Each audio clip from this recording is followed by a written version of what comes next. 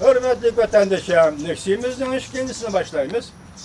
Amerika Koşmuş Ştatları ve Avrupa İttifakı, Tayland hükümetinin Uygurlarga kandak muamele kılış usulünü ortak ayıpladığı mavzulu haber.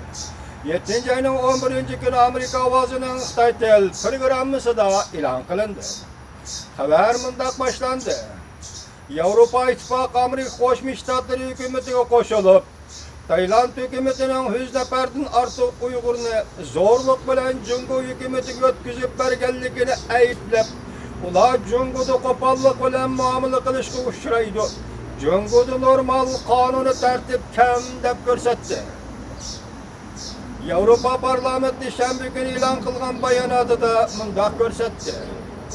Uygurlarını ötküzüp bir iş hareketi, halkara insanperverlik kanunlarının yadrolu prensipleri kılap, Birleşken Devletler Teşkilatı Misafirler Mahkemesi'nin işhanesi, bu aparat okul zorluk olan ötküzüp bir işini çüçügenlikini bildirdiği de görüştüp, Birleşken Devletler Teşkilatı Misafirler Mahkemesi'nin Tayland dairlerinin bu Uygurlarını halkara kanun ölçemleri asasını doğrulaştırılganlıktan ibaret kapaletiga erişken idi dep bildirdi.